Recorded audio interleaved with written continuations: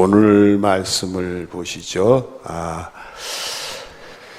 4장 41절부터 43절까지는 도피성에 대한 말씀이고요. 그리고 그 4장 44절부터 5장 3절까지는 이 하나님의 말씀에 대해서 두 가지 중요한 개념을 우리에게 주시는 말씀입니다.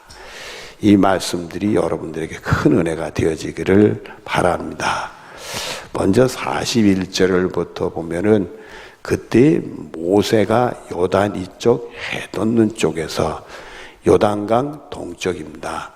하나님이 주시는 강은 요단강 건너서 서쪽이 되지요. 여기는 요단강 동쪽에서 세 성읍을 구별하였으니 이렇게 되어 있습니다. 도피성이 세 개가 생겨지게 되다 하는 말씀입니다.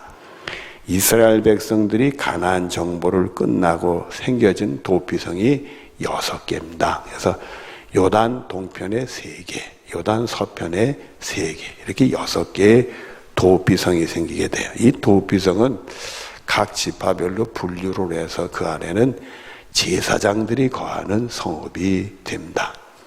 이 도피성이 생겨지게 된 이유가 42절에 나옵니다. 42절을 보면은 이는 과거에 원한이 없이, 그러니까 어제까지 별로 원한이 없이 부주중에 살인했다. 오늘 말로 하면 과실로 그만 치사했다.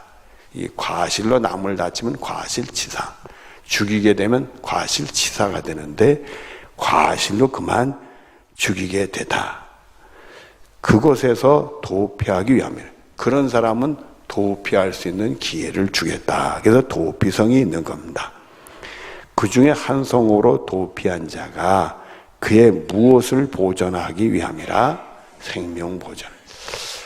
살인한 자는 하나님께서 당연히 죽을 자로 만들었지만은 이 의도적이지 않고 너무 실수로 그만 사람을 죽게 한 경우에는 생명을 보존하는 도피성을 뒀다. 생명 존중에 대한 말씀이 나옵니다. 민수기 35장에 보면 이 내용이 아주 자세하게 이렇게 되어져 있습니다. 이렇게 우리 세상에서도 그런 일이 있죠. 그런 일이 있고 의도적인 것도 아닌데 어떻게 살아도 이렇게 사람이라는 목숨이 그 전에 제가 어릴 때 소설책, 해밍웨이 소설책, 해밍웨이 작품에는 그 전쟁 소설이 많아요. 그래서 무기여 잘 있거라, 누구를 위해 종을 위해, 다 이게 전쟁에 대한 그 소설인데 그 소설을 읽어보니까 어떤 내용이 사람의 죽음에 대한 표현이 나와요. 어떤 죽음은 고양이 같은 죽음이 있고 어떤 죽음은 토끼와 같은 죽음이 있다고 그랬어요. 이 고양이 같은 죽음은 뭐냐면 정말 도저히 사람이 살 수가 없는데도 살아있는 사람이 있더래요. 배가 터지고 골이 깨지고 도저히 살 수가 없는데도 살아있는 사람이 있고, 어떤 사람은 하나도 죽을 이유가 없는데 죽은 사람 같은 사람, 상처 하나도 없는데도 죽어 있더라. 이게 사람이라는 게 참 모르는 것 같아요. 그래서 우리가 죽을 이유도 없고 그럴 필요도 없는데 사람을 죽이게 되는 그런 경우가 있을 수 있단 말이에요. 부주중에 말이에요. 그래서 그런 경우에는 그분의 생명을 보존하기 위해서 도피성을 뒀다. 사람을 죽이게 되면 내가 사랑하는 내 식구든지 가장 친구든지 이런 사람이 죽게 되고 억울하게 죽게 되면 사람이라는 게 분노가 생기는 거예요. 왜 내 사랑한 식구를 해쳤나? 그래서 보복의 심리가 생겨서 이 부주중에 살인한 사람을 해치려고 대들 수가 있다. 바로 그래서 도피성에 피하면 그 사람의 생명이 보존되도록 된다 하는 말씀을 주시는 겁니다. 그리고 그 도피성에 있는 제사장하고 같이 거하며 살게 되는데 이 제사장이 죽게 되는 경우에는 석방이 되는 거예요. 제사장이 살아있는, 그때 들어갔을 때 그 도피성에 있던 제사장, 그 제사장이 살아있는 동안은 그 도피성에 있어야 되는 거고, 그 제사장이 주면 자유의 몸이 된다, 이런 말씀이 나오고 있습니다. 이 모든 과정을 통해서 보면은 하나님께서 하나만 둔 게 아니라 살인한 자는 당연히 돌에 맞아 죽어야 되는 그런 게 아니라, 이는 이, 눈은 눈을 하는 게 아니라, 이런 부주 중에 실수한 경우는 하나님이 그 허물을 덮어주고 다시 기회를 준다. 그래서 우리들이 이거는 이거고 이거는 이거다, 이렇게 흑백 논리만 보지 말고 중간에 이런 경우는 배려해야 되는 그런 경우도 있다. 그것을 우리에게 교훈을 주시는 겁니다. 그러니까 여러분들도 늘 이렇게 삶을 통해서 내가 죄인이 없고 하나님의 은혜로 예수님 십자가의 공로로 다 용서받아 구원받은 생각하고 남을 정죄하고 이런 것들은 조심하고요. 틀린 건 물론 틀렸다 얘기할 수 있지만 조심하고 영혼을 사랑하는 마음을 우리는 잊지 말아야 된다. 이런 것을 여러분이 명심하시기를 바랍니다. 그 다음에 44절 이하를 보면은 첫 번째 말씀에 대한 중요한 경험이 44절부터 49절인데 앞부분에 나오죠. 우리 말씀을 보시죠. 모세가 이스라엘 자손에게 모한 율법은 이러하니라 선포했다 그랬어요. 또 45절에 보면 이스라엘 자손이 애굽에서 나온 후에 모세가 증언과 규례와 법도를 뭐 했다? 선포했다. 그리고는 46절에 바로 요단 동쪽에서 선포를 하게 됐다. 이런 말씀을 하시는 겁니다. 이 말씀은 선포라는 것을 여기서 참 중요한 개념이요. 선포는 하나님이 일방적으로 자기의 말씀 우리에게 던지신 거예요. 들어라 하고 던지신 거예요. 그러니까 들어라 던졌을 때 우리는 들으면 되는 거예요. 근데 듣지 않을 수도 있어. 선택은 누구에게 있어요? 나에게 있을 수 있어. 하나님 말씀이 주어졌을 때 들을 수도 있고 안 들을 수도 있어. 내 마음에 들으면 듣고 싫으면 안 들을 수도 있는 거예요. 선택은 우리에게 주는데 단 그 말씀을 선포하게 될 때 일방적으로 선포하는데 하나님이 그 말씀에 대한 결과를 손에 쥐고 계신다는 거예요. 그 말씀 속에는 복과 저주가 있단 말이에요. 그래서 그 말씀을 듣고 그 말씀대로 사는 사람은 하나님이 복을 주시고 그렇지 않으면 저주가 내려지게 돼 있다. 그리고 우리에게 선택 주는 거예요. 그래서 하나님이 우리에게 복을 주시는 선택권을 주신 거예요. 그러나 그 말씀을 듣고 그 말씀대로 안 살면 그 사람의 결과는 저주가 되는 거란 말이에요. 그러니까 선택은 우리에게 있어도 그 결과는 누구의 손에 있는 거예요? 하나님의. 그래서 우리가 이 말씀을 통해서 이건 하나님이 나에게 이렇게 명령하듯이 선포를 하신 말씀인데 내가 받아들일 수 있고 안 받아들일 수 있는데 그 말씀에는 하나님 분명한 결과를 가지고 있다. 저주와 복을 가지고 있는데 나는 이게 복을 받아야 되겠구나. 여러분들이 그렇게 생각을 하고 말씀을 여러분 받을 때 하나님이 어떻게 하면 나에게 복을 주실 것인가, 그걸 찾아가지고 하나님의 복을 받을 수 있는 사람들이 되는 은혜가 있어지길 바라요. 이 요단 동쪽에서 우리에게 말씀을 주시는데 이제부터 요단강을 건너서 그 가나안 정벌이 시작이 돼요. 여리고성, 아이성 쭉 해서 베들레에서 이제 가나안 정벌이 시작이 되는데 그 가나안 정벌에 하나님이 들어가기 전에 말씀을 주신 거예요. 너희들이 들어가서 내 말대로 하면 이런 복을 받게 될 것이고 내 말에 비껴나가면 이런 불행을 당하게 될 거다. 그래서 하나님이 복을 주시려고 말씀을 선포했다. 그 말씀을 받아들이는 것은 우리 여러분 예수를 믿는 것은 하나님의 은혜지만 그 결정적인 순간에 내가 받아들일 수도 있고 안 받아들일 수 있는 선택이 있어요. 그러나 받아들이면 우리는 뭐가 되어져요? 구원을 받게 되는 거예요. 안 받아주면 멸망이 기다릴 수밖에 없어요. 근데 이게 아직 그 사람이 선택받아서 은혜를 받기 바로 그 때가 하나님 때가 이루어지지 않으면 그게 멸망이라는 얘기를 아무리 얘기를 해도 안 받아지는 사람이 있단 말이에요. 근데 택한 받은 사람은 받아지게 될 거예요.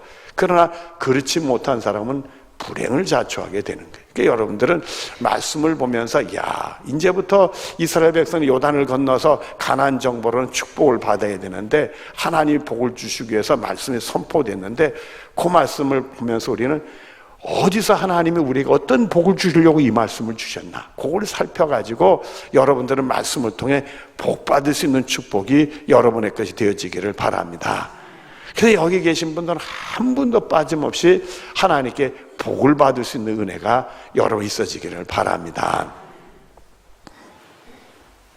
그 다음에 5장에 들어가면은 모세가 온 이스라엘을 불러 그들에게 이르되 이스라엘아, 오늘 내가 너희의 귀에 말하는 규례의 법도를 듣고 그것을 뭐하며 지켜라? 여기는 배운다는 말씀. 여러분, 하나님 말씀은 배워가는 거예요. 특별히 영적인 말씀은 성령의 도우심으로 배워가야 돼. 그래야 분별이 나.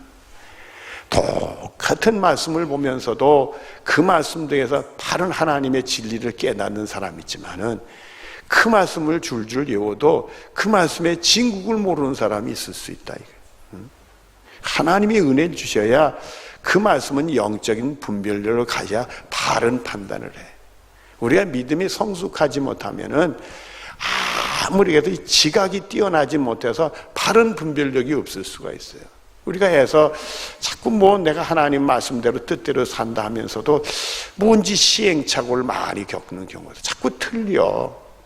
그러면은 왜 내가 이런 일이 생겼을까? 내 속에 미성숙한 부분이 있어서. 여러분, 우리가 성숙이라고 해서 완전체로 성숙해 가는 게 아니에요. 어떤 부분에는 참 훌륭한 믿음의 모습을 보일 수 있지만 어떤 부분엔 저기 밑에 있는 너무 연약한 믿음을 보일 수도 있어요.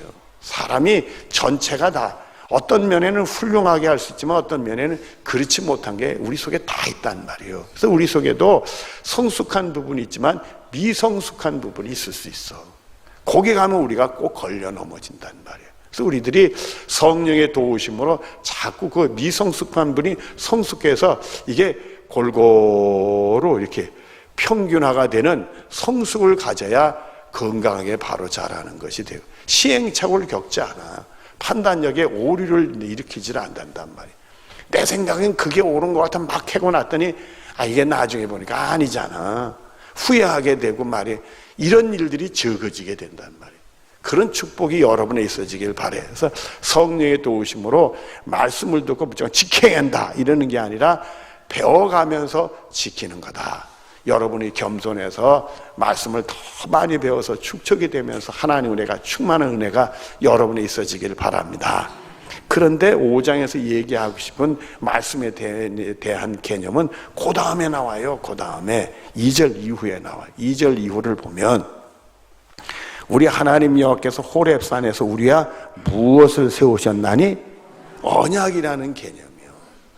우리가 4장 44절에는 선포라는 개념이에요. 하나님이 일방적으로 우리에게 말씀을 탁 던진 거. 이런 사람을 복받고 이런 사람은 불행을 자초하니까 너희는 이런 사람이 되라고 일방적으로 선포를 퍽 해뿌린 거예요. 퍽한 거예요. 근데 여기 5장에 돌아가서는 하나님 말씀은 무슨 말씀이요? 언약이라고 표현했어요. 여기 3절에도 이 언약이라는 표현을 하셨어요. 언약이라는 것은 계약이라는 뜻을 가지고 있어요. 계약이라는 것은 우리하고 하나님이 계약 관계를 맺는 거예요. 계약 관계. 야, 얘들아, 내가 이렇게 하면 너는 이렇게 해야 된다. 그 계약 관계를 가는 거예요. 우리가 세상에서 무슨 부동산을 사고 안 사고 동산을 사고 안 사고 이런 걸 때도 뭘 해요? 계약을 먼저 하지 않습니까? 그 계약을 지키면 그게 그만한 대가를 치는 것이 우리 것이 되도록 되어져 있어요. 하나님 말씀에는 요 계약 관계가 있어요. 하나님 말씀을 신뢰하고 말씀대로 믿으면 하나님이 약속을 지켜서 그렇게 해주시는 거예요. 그래서 그거는 선포라는 것은 일방적인 거지만 요거는 일방적인 게 아니라 우리를 배려하는 거예요. 우리를 위해서, 우리를 사랑해서 우리에게 복 주시려고 우리에게 배려하는 개념 속에서 이 언약의 말씀이 주어지는 거예요. 그래서 이 계약 말씀 속에는 계약하는 과정과 서로 대화를 하고 또 서로 줄을 당기면서 인내심을 가지고 우리를 더 감싸주고 우리를 또 토닥거려서 이렇게 합시다 이렇게 하는 의미가 있단 말이에요. 선포는 일방적으로 들어라 그리고 너 선택하라. 이렇게 되지만 이거는 계속 우리를 사랑해서 우리 영혼을 두들기면서 바로잡으면서 우리를 복받게 하시려는 하나님의 우리를 사랑하시는 깊은 뜻이 요 계약 속에, 하나님 말씀에는 계약이 있어. 근데 그 말씀을 어떤 식으로 계약을 하느냐, 3절에 보니까 이 언약은 여호와께서 우리 조상들이 세우신 것이 아니요, 조상들하고도 계약을 세웠죠. 언약의 말씀을 주셨죠. 근데 이 말은 조상들하고는 안 했다 그런 얘기가 아니라 현재에 대한 얘기를 하는 거예요. 이 말씀은 조상들에게 준 말씀이 아니라 계약이 아니라 이거요. 그리고 주는 말씀이 오늘 여기 살아있는 우리, 곧 우리에게, 바로 오늘 살아있는 여기 이스라엘 백성들에게 주는 계약의 말씀이라. 전에 조상들하고도 계약을 했지만 이 말씀은 지금 현재에 있는 이스라엘 백성들에게 주시는 계약의 말씀이다. 여러분들, 성령이 우리들에게 감동을 주시면 그 말씀은 이스라엘의 조상하고 계약한 것도 아니고 이스라엘 백성하고 계약한 것도 아니고 오늘 나와 하나님이 계약하는 말씀이 되어질 수 있어요. 성령이 감동 주셔서 이 말씀이 보편적인 말씀이 되지 마시고요, 여러분 개인에게 주는 말씀, 계약의 말씀이 되는 축복이 되어지길 바라요. 뭐 예수 믿으면 이렇다, 보편적으로 진리를 얘기하는 게 아니라 이건 나의 생명을 구원하고 나를 복주시는 하나님의 나를 향한 말씀이요, 이 말씀을 받을 수 있는 축복이 하나님이 나에게 약속하는 말씀이요, 내가 이 말씀대로 하면 하나님이 이렇게 주신다는 약속의 말씀으로 받아들이는 축복이 여러분의 것이 되어지길 바라요. 그 약속은 꼭 지켜줄 거예요. 여러분이 성령에 감동됐을 때 여러분의 주신 말씀을 딱 받으면 그 말씀이 꼭 지켜주는 줄로 믿어요. 하나님이 제가 여기 내려올 때 주신 약속의 말씀이 있어요. 그것이 우리 교회 창립 예배 드릴 때 설교했던 말씀인데 누가복음 5장에 나오는 1절부터 10절까지 나오는 말씀이요.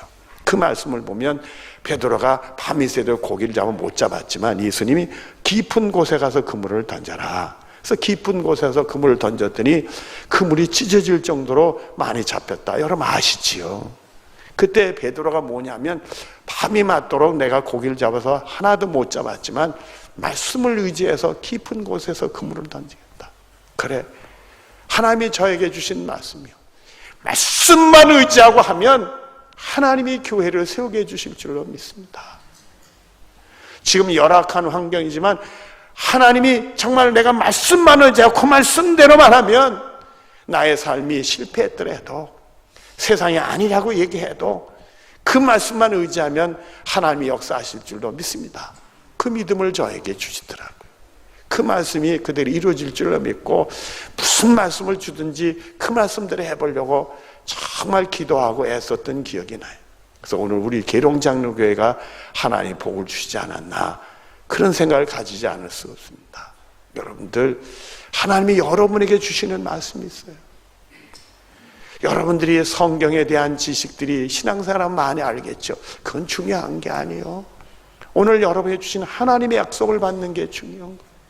나의 삶의 현장에서 이 말씀은 바로 다른 사람에게 주는 게 아니라 나에게 주는 말씀이요, 그 말씀이 내 영혼을 치고 말입니다.